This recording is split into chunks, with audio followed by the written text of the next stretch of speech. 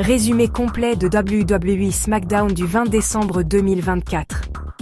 Cet épisode, pré-enregistré, a offert une soirée riche en actions et rebondissements, avec des championnats en jeu, des rivalités intenses et des moments décisifs. Voici tout ce qu'il faut retenir. Solo Sikoa se prépare à affronter Roman Reigns. Le show débute avec Solo Sikoa, accompagné de Jacob Fatu et Tama Tonga, qui acceptent officiellement le défi de Roman Reigns pour un tribal combat à WWE Raw du 6 janvier 2025. Solo promet de repartir en tant que chef tribal et exige que Roman laisse sa bloodline en coulisses pour un combat équitable. Drew McIntyre interrompt, rappelant à Solo qu'il a une dette envers lui après avoir ruiné son match de championnat à Clash at the Castle. McIntyre le défie d'en finir avec Reigns une bonne fois pour toutes et promet de régler leurs différends après. Mais la tension monte lorsque Jimmy Uso attaque Drew avec une béquille. L'affrontement conduit au premier match de la soirée, un six-man tag team match. La New Bloodline triomphe.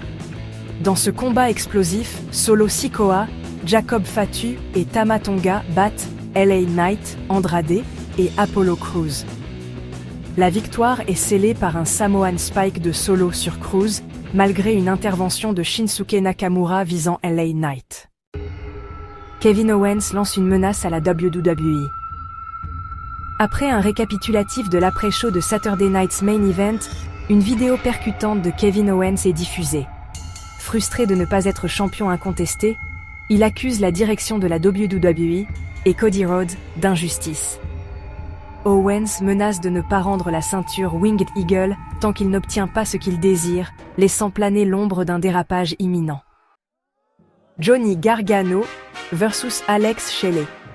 En coulisses, Johnny Gargano demande à Tommaso Ciampa de rester en arrière pour son match contre Alex Shelley. Sur le ring, Gargano remporte un combat serré avec un roll-up intelligent, prenant l'avantage sur l'un des Motor City Machine Guns. Grayson Waller Effect avec Braun Strowman.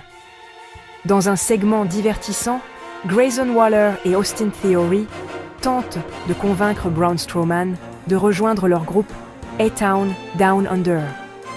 Mais l'intervention de Carmelo Hayes, réclamant une revanche contre Strowman, mène à un match impromptu.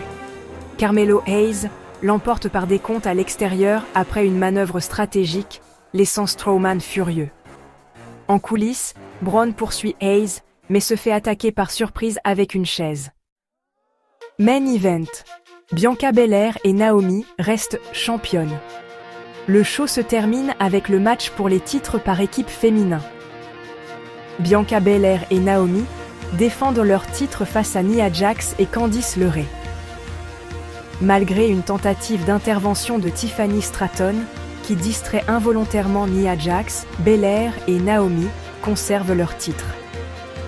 La victoire est scellée par un spectaculaire Legged Moonsault de Naomi sur Candice LeRae.